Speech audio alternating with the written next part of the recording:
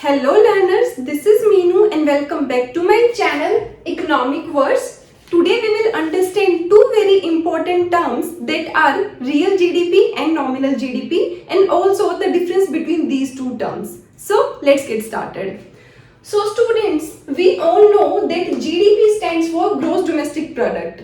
अब यह GDP जिसे हम हिंदी में बोलते हैं सकल घरेलू उत्पाद होता क्या है? सो स्टूडेंट्स, अगर हम बिल्कुल सिंपल और साधारण भाषा में बात करें, मीन्स अगर हम लेमन टर्म्स में बात करें, तो एक इकोनॉमी के भीतर जितना भी प्रोडक्शन होता है, प्रोडक्शन से मेरा मतलब है कि जितने भी final goods and services produce किए जाते हैं, अगर उन सभी की मार्केट वैल्यू को हम ऐड कर दे, उसका टोटल कर दे, तो हमें मिलता है GDP, that is gross domestic product. इसको ऐसे समझिए कि चाहे मैं बात करूं इस व्हाइट बोर्ड की, इन मार्कर्स की, फोन जिससे मैं रिकॉर्ड कर रही हूँ, आपका लैपटॉप या आपका मोबाइल फोन जिससे आप मेरे लेक्चर देख रहे हैं, या फिर फूड आर्टिकल्स जो आप डेली बेसिस पर कंज्यूम करते हैं, या फिर maid services that are provided by your maids at your homes, चाहे वो क्लींजिंग सर्विसेज हो, चाहे वो क्लीनिंग सर्विसेज हो, या फिर वो कुकिंग सर्विसेज हो, services of a waiter, home delivery, ये सभी, अगर इन सभी की मार्केट वैल्यू को हम ऐड कर दे तो हमें मिलता है जीडीपी। अगर हम बात करें जीडीपी की इन इकोनॉमिक टर्म्स, तो GDP is the value of all the final goods and services produced with in the domestic territory of a country in an accounting year. यह अकाउंटिंग ईयर एक calendar year भी हो सकता है और एक financial year भी हो सकता है। In case of India it is a financial year. Now there is a question for you all. You all will tell me in the comment section that what is the financial year of India. Financial year ये term हम बहुत बार सुनते हैं, हमारी जो budget की speech होती है या फिर जब बजट हमारे पास आता है तो उसमें भी लिखा होता है इन दिस फाइनेंशियल ईयर। हम अपनी इकोनॉमिक सर्वेज में फाइनेंशियल ईयर टर्म का बहुत बार यूज करते हैं और भी बहुत सारे गवर्नमेंट रिपोर्ट्स में इस टर्म का यूज करते हैं। So you all will tell me in the comment section that what is the financial year of India, means financial year of India कब से कब तक होता है। So moving forward, GDP को हम एक एग्जाम्पल की हद से समझते हैं बच्चा, कि लेट्स सपोज एक इकोनॉमी में दो ही गुड्स प्रोड्यूस हो रहे हैं। वैसे ऐसा होता नहीं है, just to make you understand कि जीडीपी एक्चुअल में है क्या, इसलिए मैंने सिर्फ दो गुड्स को लिया है। One is WB, that stands for whiteboard. Now let's try to understand GDP with the help of an example. Suppose there is the production of two goods only in an economy, और ये दो goods हैं, एक है whiteboard और एक है marker. Simplify करने के लिए मैंने सिर्फ दो ही गुड्स को लिया है। एक्चुअल में इकोनॉमी बहुत सारे गुड्स एंड सर्विसेज को प्रोड्यूस करती है, बट आपको इजीली समझ में आ जाए इसलिए मैंने सिर्फ दो ही गुड्स को लिया है। एक है व्हाइट बोर्ड और दूसरा है मार्कर। व्हाइट बोर्ड की लेट्स सपोज की 50 क्वांटिटीज प्रोड्यूस की जा रही है इकोनॉमी में, और एक यूनिट का प्राइस है 100 रुपीज। दूसरी कमोडिटी है मार्कर और इसकी 100 यूनिट्स प्रोड्यूस की जा रही है और एक यूनिट का प्राइस है 25 रुपीज। तो वैल्यू क्या मिल जाएगी हमें? वैल्यू क्या होती है? That is price into quantity. तो यहाँ पर क्वांटिटी कितनी है व्हाइट बोर्ड की? दैट इज 50 एंड प्राइस कितना है 100, तो हमें वैल्यू मिल जाएगी 5000 rupees. Similarly in case of marker, quantity कितनी है 100 एंड प्राइस कितना है यूनिट का? दैट इज 25, तो वैल्यू कितनी हो जाएगी? वैल्यू हमें मिल जाएगी 2500 रुपीज। तो जीडीपी अभी मैंने क्या बताया था? जीडीपी क्या है? It is the value of all the final goods and services. तो अभी यहाँ पर हमने क्या माना है कि सिर्फ दो ही गुड्स एंड सर्विसेज प्रोड्यूस हो रहे हैं इकोनॉमी में, जो कि है एक व्हाइट बोर्ड और एक मार्कर। तो इन दोनों की वैल्यू को हम ऐड करेंगे तो हमें क्या मिल जाएगा? हमें मिल जाएगा जीडीपी।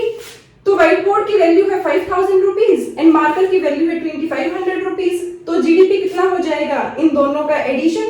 That is 7500 rupees.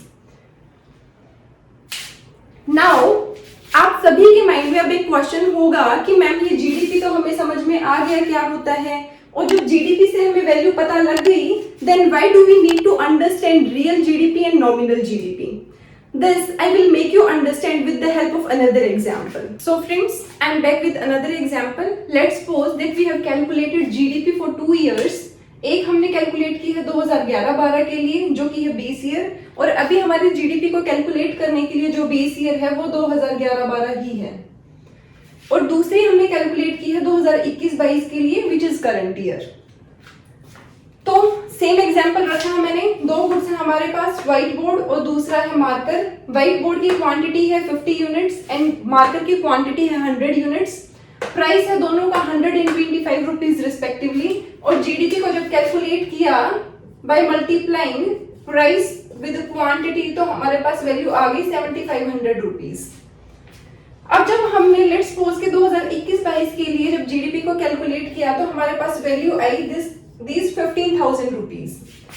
अब अगर मैं आपसे क्वेश्चन पूछूं कि ये 15,000 रुपीज की जो वैल्यू है जीडीपी की 2021-22 में यह क्या दर्शा रही है in comparison to this value of GDP in 2011-12 which is 7500 rupees, तो आप फटाक से आंसर देंगे कि मैम जीडीपी जो है वो क्या हो गई है, वो डबल हो गई है 2011-12 के कंपैरिजन में। मतलब कि आप लोग बोलोगे कि जीडीपी की वैल्यू इंक्रीज या फिर डबल होने का मतलब है कि जो quantity of goods and services है जो प्रोड्यूस हुई है 2021-22 में वो डबल हो गई है in comparison to 2011 and 12। But let me tell you friends that's not the case always. यह जो इंक्रीज है in the value of GDP in 21-22 that might be witnessed due to increase in the prices only, जबकि जो quantity है वो हो सकता है सेम ही रही हो, that is 50 and 100। इसको अभी हम चेक भी कर लेते हैं। लेट्स सपोज कि क्वांटिटी जो है 2021-22 में वो सेम रही है व्हाइट बोर्ड की भी और मार्कर की जो कि 2011-12 में थी।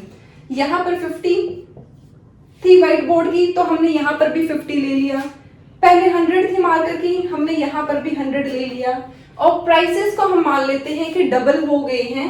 यहाँ पर एक यूनिट ऑफ व्हाइट बोर्ड का प्राइस था 100 रुपीज, लेट्स सपोज कि यहाँ पर हो गया है 200 rupees.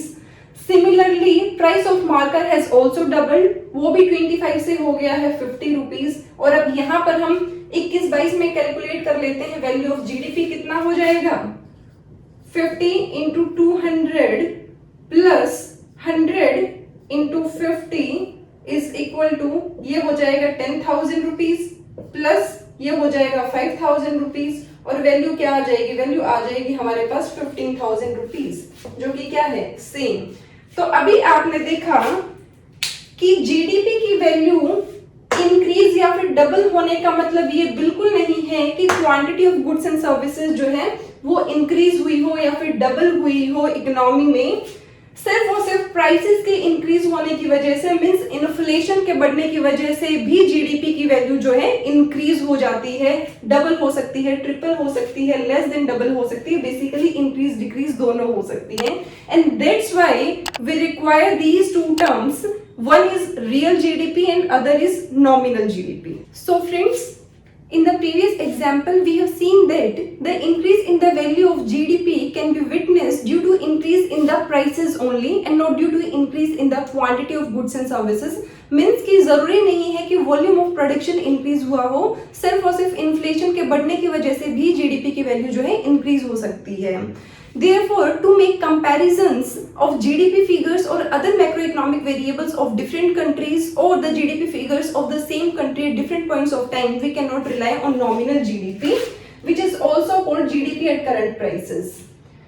To make such comparisons, we use the term real GDP, which is also called GDP at constant price or base price.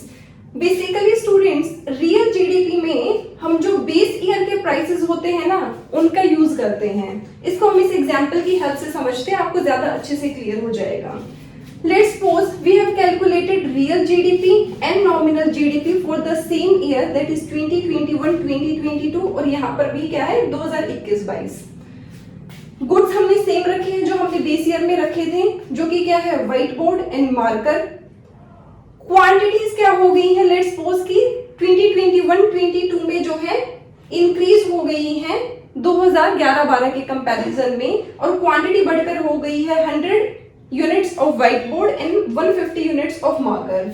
और प्राइसेस जो है रियल जीडीपी के केस में, क्योंकि इसको बोला जाता है जीडीपी एट कांस्टेंट प्राइस और बेस प्राइस, तो यहाँ पर जो प्राइस है वो हम बेस ईयर का यूज करते हैं, जो कि क्या होगा, these 100 rupees and 25 rupees respectively in case of white board and marker. तो प्राइस हमने लिया है 100 रुपीज ऑफ व्हाइट बोर्ड जो कि सेम है, और मार्कर का 25 रुपीज जो कि बेस ईयर में सेम था। अब यहाँ पर अगर हम जीडीपी की वैल्यू को कैलकुलेट करते हैं तो हमारे पास क्या आएगी वैल्यू, जीडीपी की वैल्यू कैसे निकलती है, प्राइस इनटू क्वांटिटी। बहुत बार बता चुकी हूँ मैं आपको। तो क्वांटिटी है 100, प्राइस है 100 इंटू 100 प्लस 150 इंटू 25, तो ये वैल्यू हमारे पास आ जाएगी 13,750 रुपीज। सिमिलरली अगर हम देखें नॉमिनल जीडीपी के केस में, which is also called GDP at current price. Current price नाम से ही पता लग रहा है कि करंट ईयर में जो प्राइसेस होंगे वो यूज होंगे, मीन्स 2021-22 में कॉमोडिटीज के जो प्राइसेस होंगे हम उन्हीं का यूज करेंगे rather than using the prices of base year. तो यहाँ पर गुड्स सेम है, white board and marker, quantity भी सेम है क्योंकि क्वांटिटीज तो सेम ही प्रोड्यूस होगी, सिर्फ और सिर्फ प्राइसेस का चेंज है। 100 थी 150 थी, सिमिलरली यहाँ पर भी 100 एंड 150 है। जो प्राइसेस है सिर्फ और सिर्फ वो हमने किसके लिए है, करंट ईयर के लिए है, बजाय कि बेस ईयर के प्राइसेस लेने के। तो करंट ईयर में प्राइसेस लेट्स सपोज की 1 यूनिट ऑफ व्हाइट बोर्ड का प्राइस बढ़कर हो गया है 150 rupees and 1 unit of marker का प्राइस हो गया है 50 रुपीज। तो यहाँ पर जीडीपी की वैल्यू जब कैलकुलेट करेंगे तो ये हमें मिलेगी 22,500। तो यहां से हम क्या देख सकते हैं कि दोनों ही वैल्यूज में जो है डिफरेंस है। यहाँ पर है 13,750 रुपए और यहाँ पर है 22,500 रुपए। तो जो ये डिफरेंस है स्टूडेंट्स, वो किसकी वजह से देखने को मिला है, यह हमें देखने को मिला है सिर्फ और सिर्फ due to change in the prices, कि बेस ईयर में प्राइसेस कुछ और थे और करंट ईयर में प्राइसेस बढ़कर कुछ और हो गए हैं। तो जब हम रियल जीडीपी की वैल्यू को देखते हैं तो हम यह बोल सकते हैं that it is increase in the quantity of goods and services only, due to which the value of GDP has increased in 2021-2022 in comparison to 2011 and 12। मतलब कि 2011-12 के कंपैरिजन में अगर हम 2021-22 की जीडीपी की वैल्यू देखें तो हम क्या बोल सकते हैं कि सिर्फ और सिर्फ जो वॉल्यूम ऑफ प्रोडक्शन है गुड्स एंड सर्विसेज का वो इंक्रीज हुआ है, क्योंकि प्राइसेस तो हमने सेम ही रखे हैं। तो अगर जीडीपी की वैल्यू इंक्रीज हुई है 7,500 रुपीज से बढ़कर 13,750 रुपीज, तो इसका मतलब क्या हुआ कि सिर्फ और सिर्फ वॉल्यूम ऑफ प्रोडक्शन इंक्रीज हुआ है। Whereas अगर हम नॉमिनल जीडीपी की बात करें तो नॉमिनल जीडीपी में क्वांटिटी तो इंक्रीज हुई है बट साथ में प्राइस भी इंक्रीज हुआ है, और इसलिए जो हमारी नॉमिनल जीडीपी की वैल्यू है वो रियल जीडीपी की वैल्यू के कंपैरिजन में ज्यादा आई है, that is 22,500 rupees. So real GDP is calculated in such a way कि जो गुड्स एंड सर्विसेज है these are evaluated at some constant prices, means prices of the base year. And if the real GDP or the value of the real GDP is increasing during a year, then we can be sure that it is the value of goods and services which is increasing during that year and not the increase in the prices of the goods and services. Whereas nominal GDP or the GDP at current prices on the other hand is evaluated at current prevailing prices. Nominal GDP के case में जो current year prices होते हैं उनका बहुत ज्यादा influence होता है on the value of the GDP of that year. So that's why to make comparisons we rely more on real GDP because it's a more real और a more practical factor to know the economic health of a country. So students, this was all about this lecture. I really hope कि आपको nominal GDP और real GDP में difference अच्छे से समझ में आया होगा। So thank you very much for watching this lecture, and if you found this video useful for you, then do like it and share it with your family and friends, and don't forget to subscribe to my channel. You can also put your queries in the comment section. So see you soon in the next video. Till then, keep watching and keep learning with Economic Verse.